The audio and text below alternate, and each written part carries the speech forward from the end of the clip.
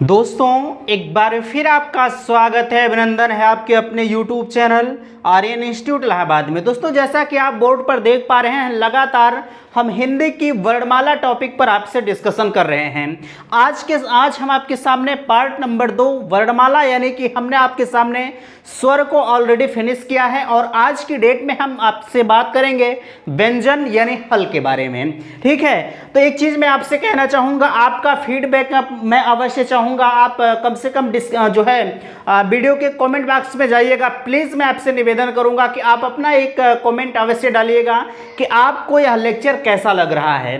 तो चलिए हम आज की वीडियो को शुरू करते हैं। उससे पहले एक निवेदन करना चाहूँगा कि अगर आप चैनल पर पहली बार विजिट कर रहे हैं तो प्लीज़ चैनल को सब्सक्राइब कीजिएगा, क्योंकि यहाँ हमने लिखा है, देखिए कि हिंदी पार्ट 2 हिंदी वर्णमाला नोट करके हमने लिखा है कि समस्त एक दिवसीय परीक्षा के लिए महत्वपूर्ण। देखिए एक चीज़ मैं आपसे कहना चाहूँगा कि अगर आप हिंदी वर्णमाला पढ़ रहे हैं, किसी भी एग्जाम में अगर यह हिंदी आती है और उस हिंदी से वर्णमाला टॉपिक से अगर क्वेश्चन पुटअप होता है तो यह मान के चलिएगा कि मेरे दोस्त मैं 100% वर्णमाला टॉपिक में जितने भी क्वेश्चंस बन रहे हैं सभी को फिनिश करने का प्रयास कर रहा हूं। एक भी क्वेश्चन कहीं से मैं छोड़ नहीं रहा हूं।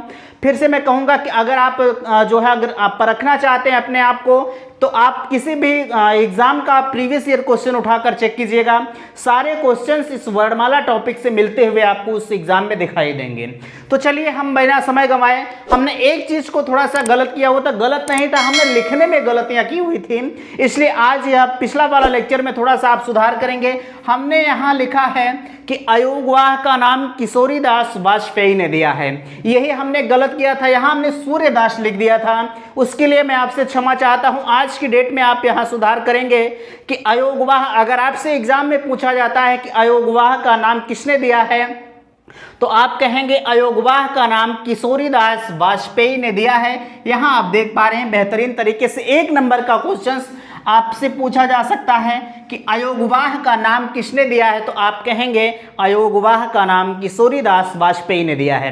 देखिए आप कहते हैं कि लगातार आप एक ही शब्द को बार बार रिपीट करते हैं। देखिए मेरा मकसद एक होता है कि मैं आपके जितने भी कन्फ्यूजन्स हैं सभी को दूर करूं, और उसके पीछे एक कारण यह होता है बार बार रिपीट करने का, कि अगर आप किसी भी चीज़ को बार बार सुनते हैं तो वह आपका कंठस्थ हो जाता है। और मैं कोशिश करता हूं कि जब तक आप वीडियो देख रहे हैं जितने भी आपके कन्फ्यूजन है सभी कन्फ्यूजन्स को क्रिएट करते हुए आपके माइंड में सभी चीज़ों को सेट कर दिया जाए। चलिए देखिए यहाँ लिखा है, अब हम शुरुआत करते हैं व्यंजन का।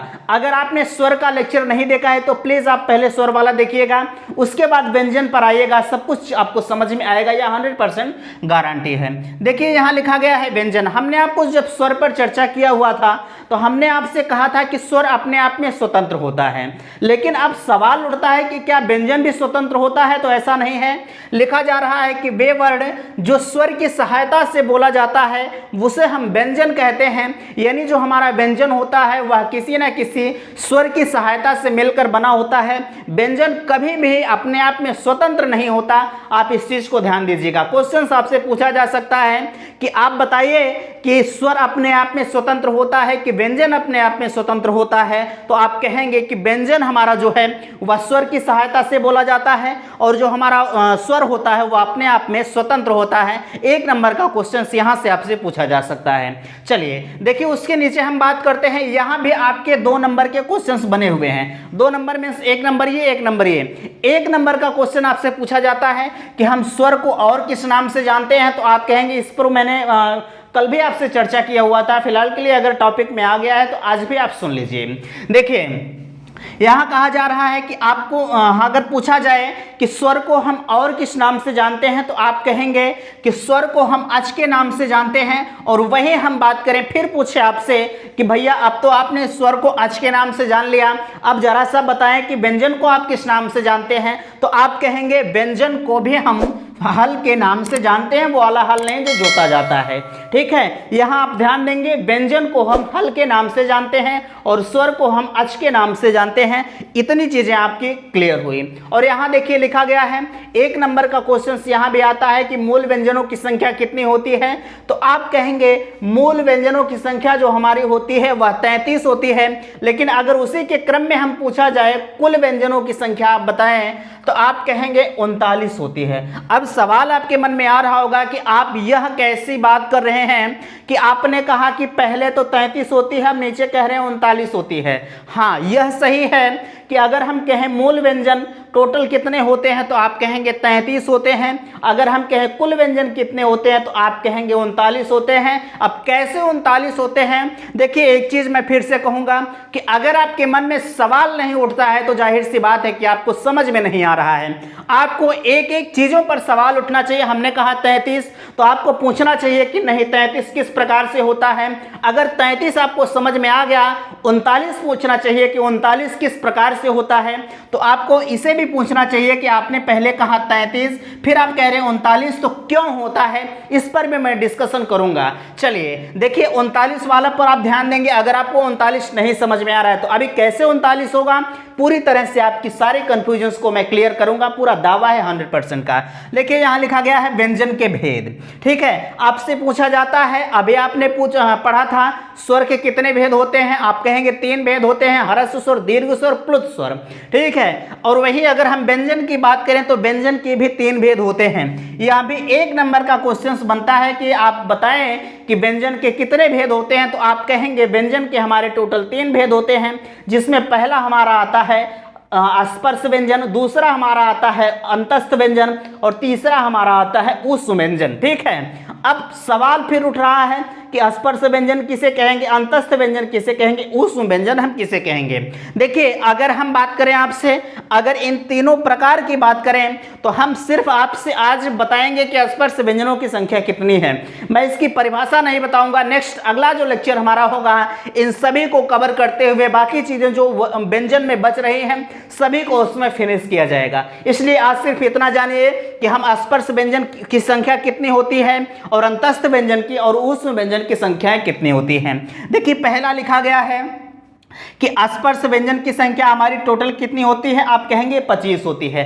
कैसे होती है? आप क से मां तक आप जोड़ लीजिए। अगर हम कहें आप क से मां तक यहां लिखें क ख ग घ म, ठीक है, हर वर्ग में 5 वर्ड होते हैं, हर वर्ग में 5 वर्ड होते हैं। यहाँ हमने लिखा है क से मां तक, तो मीन्स कहने का सेंस यह है क वर्ग हो गया, क च ट ता और पा वर्ग। ठीक है, इसमें भी 5 वर्ग, इसमें भी 5 शब्द और इसमें भी 5 शब्द और इसमें भी, यानी सभी को अगर हम मिलाएं क च ट त प, यानी 5 शब्द हैं तो 5 25 हुआ।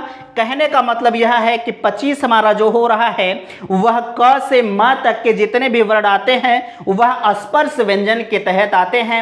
मीन्स कहने का सेंस यह है कि अगर पूछा जाए टोटल स्पर्श व्यंजनों की संख्या कितनी होती है तो आप कहेंगे स्पर्श व्यंजनों की संख्या हमारी जो होती है वह क से म तक होती है। फिर मैं कहना चाहूंगा, अगर अभी भी आपको कहीं कंफ्यूजन है तो प्लीज आप कमेंट के सेक्शन में मुझे जरूर बताइएगा। मेरे अंदर जो कमियां हैं उसे भी आप बताइएगा। देखिए, हर इंसान के अंदर कमी होती है। ऐसा नहीं है कि अगर मैं यहाँ खड़ा हूँ तो मैं पूरी तरह से जो है सब कुछ मुझे आ ही रहा है। कहीं मुझसे भी कुछ गलतियां हो रही हैं तो आप उसे सुधारने का काम कीजिएगा। और आपसे जो गलतियां हो रही है, मेरा दावा है कि मैं वैसे तो गलतियां नहीं होने दूंगा, फिर भी मैं कहूंगा कि मैं भी इंसान हूं, गलतियां मुझसे भी हो सकती हैं, आपसे भी हो सकती हैं। फिलहाल के लिए अगर कहीं कुछ दिक्कत है, कंफ्यूजन है, कोई भी प्रकार की समस्या है तो प्लीज आप कमेंट सेक्शन में मुझे आज जरूर बताइएगा। चलिए देखिए, यहां लिखा गया है अंतस्थ व्यंजन। आपने समझा स्पर्श व्यंजन क्या है। अब बात करते हैं अंतस्थ व्यंजन। सवाल एक चीज का आ रहा होगा कि सर इसकी परिभाषा क्या है। परिभाषा पर मैं आज डिस्कशन नहीं करूंगा। नेक्स्ट आने वाला जो लेक्चर होगा बेहतरीन तरीके से यहां लिखा जाएगा, उसके बाद डिस्कशन किया जाएगा तो और बेहतर मजा आएगा आपको। अंतस्थ व्यंजन की संख्या जो हमारी होती है वह अंतस्थ व्यंजन की संख्या हमारी 4 होती है, या, र, ल और व। आपसे पूछा जा सकता है कि अंतस्थ व्यंजनों की संख्या कितनी होती है, तो आप कहेंगे अंतस्थ व्यंजन की संख्या जो हमारी होती है वह 4 होती है, जिसमें हमारा पहला है या, दूसरा र, ल और व। ठीक है, आपसे क्वेश्चन इस तरह से आ सकता है कि देखिए कई प्रकार से क्वेश्चन बनते हैं। पूछा जा सकता है कि अंतस्थ व्यंजन की संख्या कितनी होती है, पहला क्वेश्चन होगा। ठीक है, अंतस्थ व्यंजन की संख्या कितनी होती है? आप कहेंगे 4 होती है। दूसरा क्वेश्चन बन सकता है कि अंतस्थ व्यंजन है, इनमें से एक दे दिया जाएगा और 4 बाहर से दे दिए जाएंगे। क दे दिया गया, ख दे दिया गया, च दे दिया गया और या दे दिया गया। तो आपसे इस तरह से पूछा जा सकता है, कई तरह से एग्जामिनर के ऊपर डिपेंड करता है कि जो है एग्जाम में क्वेश्चंस किस प्रकार से आपसे पूछा जाए। देखिए सीधे सीधे तो पूछेगा नहीं, वो भी जान रहा है कि आप भविष्य के टीचर हैं, ठीक है, आपको भी कंफ्यूज करेगा, इसलिए आप कंफ्यूज मत होइएगा कभी। मेरा दावा है कि मैं आपको कंफ्यूज नहीं होने दूंगा। जितने भी प्रकार के क्वेश्चंस बन रहे हैं सभी को मैं यहां बताते हुए चल रहा हूं, किस प्रकार से क्वेश्चंस बन रहे हैं आप उसे भी समझते हुए चलिएगा। देखिए यहाँ हमने बताया आपसे कि अंतस्थ व्यंजन कितने होते हैं? 4 होते हैं, जिसमें या, र, ला और वा हो गया, ठीक है। अब नीचे हम बात करें ऊष्म व्यंजन। अगर हम ऊष्म व्यंजन की बात करें तो ऊष्म व्यंजन की भी संख्या हमारी 4 होती है, जिसमें तीनों सकार आते हैं और लास्ट में हमारा आता है हाँ, ठीक है। आप किसी भी प्रकार से स को समझेंगे तो वो स हमारा जो होगा वह ऊष्म व्यंजन के तहत आएगा और उसमें एक शब्द और आता है हाँ, और हा भी हमारा ऊष्म व्यंजन के अंतर्गत आता है। परिभाषा आपके मन में आ रही होगी, लेकिन परिभाषा पर मैं आज डिस्कशन नहीं करूंगा। नेक्स्ट आने वाला लेक्चर आप उसे जरूर देखिएगा। जो भी यहाँ कंफ्यूजन्स हैं वहाँ सारे कंफ्यूजन्स को मैं दूर करूंगा।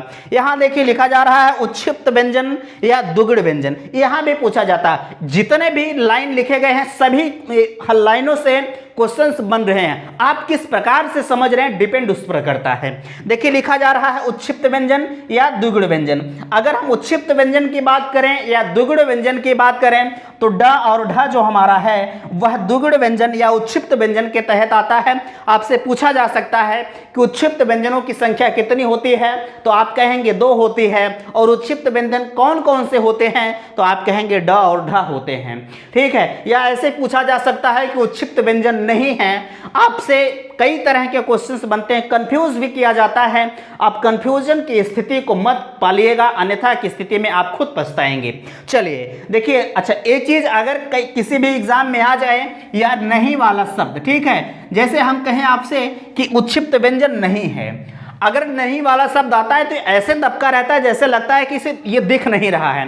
तो इसलिए आप इसे जरूर, जहां नहीं वाला शब्द आ जाए, किसी भी एग्जाम में अगर नहीं शब्द का प्रयोग किया जाए तो पहला काम आप पेपर में यहां आप ऐसे गोला कर दीजिएगा, क्योंकि नहीं वाले शब्द पर हम ओवर कॉन्फिडेंस में कई क्वेश्चंस गलत करके चले आते हैं। अभी पूछा जाए कि दुगड़ व्यंजन नहीं है और उसमें दिया रहेगा ड और ढ जरूर रहेगा, ठीक है, ड और ढ जरूर रहेगा। और अगर जाहिर सी बात है ड और ढ है तो हम फटाक से ड और ढ पर मारते हैं और ये नहीं वाले को नजरअंदाज कर देते हैं। अगर ऐसा करते हैं तो आप गलत करते हैं, ठीक है। चलिए देखिए यहाँ अर्धस्वर की अगर हम बात करें, अर्धस्वर जो हमारा होता है या और वाह होता है। आपसे क्वेश्चंस पूछा जा सकता है कि अर्धस्वर की संख्या कितनी होती है, तो आप कहेंगे अर्धस्वर की संख्या हमारी जो होती है वह 2 होती है। इतनी बातें आपको समझ में आई होंगी। एक फिर मैं कहूंगा एक बात कि प्लीज आप कमेंट सेशन में मुझे जरूर बताइएगा। चलिए देखिए यहाँ भी लिखा जा रहा है आपसे प्रकंपित या लुंठित या कंपन जात वर्ण। कितने प्रकार से क्वेश्चंस बन रहे हैं, हर क्वेश्चंस को मैं यहाँ आपको बता रहा हूँ। लिखा जा रहा है प्रकंपित, लुंठित या कंपन जात वर्ण, यह सिर्फ संख्याएं 1 है।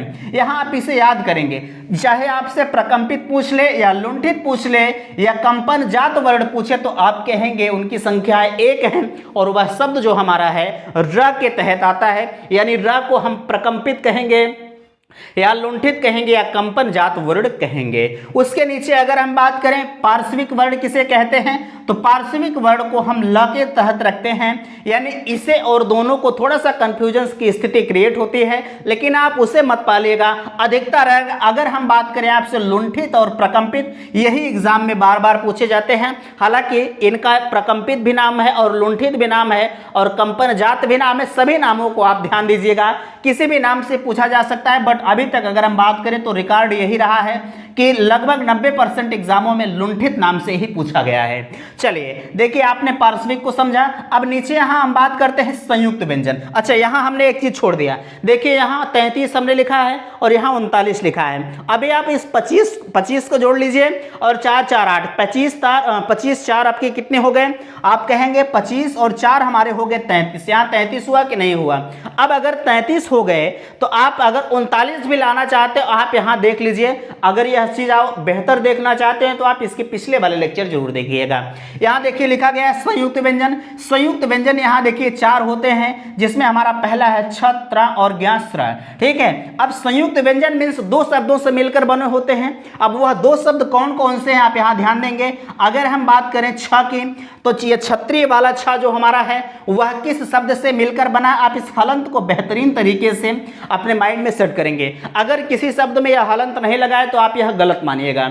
एग्जाम में आपको कंफ्यूज करेगा कि आप संयुक्त व्यंजन कौन सा है, तो आप कहेंगे यहाँ एक हलंत वाला भी रहेगा और एक बिना हलंत वाला रहेगा। तो अगर आप बिना हलंत वाले पर मानते हैं तो वहाँ गलत होता है। चलिए देखिए, पहला तो क और स से मिलकर बना है। ज्ञ शब्द जो हमारा है ज और य से मिलकर बना है।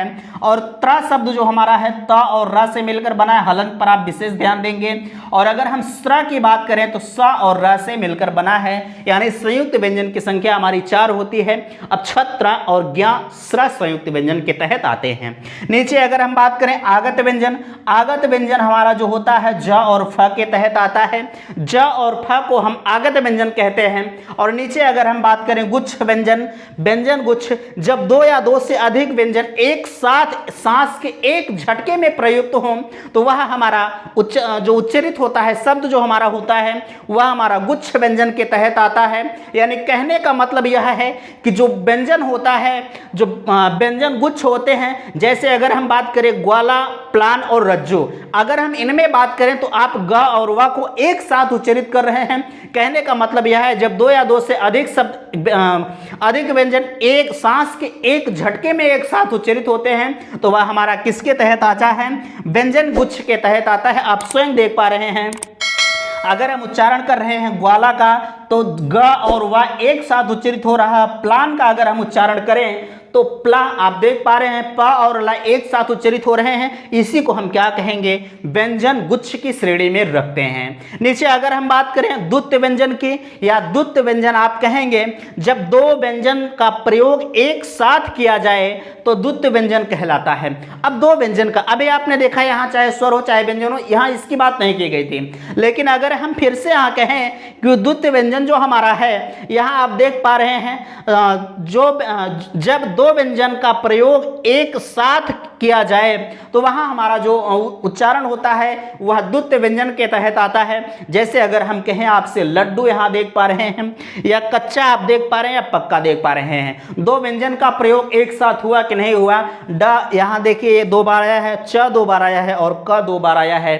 आशा करते हैं इतनी बातों से आप संतुष्ट होंगे। प्लीज़ मैं फिर से कहूँगा कि अगर वीडियो आपको पसंद आ रहा है तो आप चैनल को सब्सक्राइब जरूर कीजिएगा।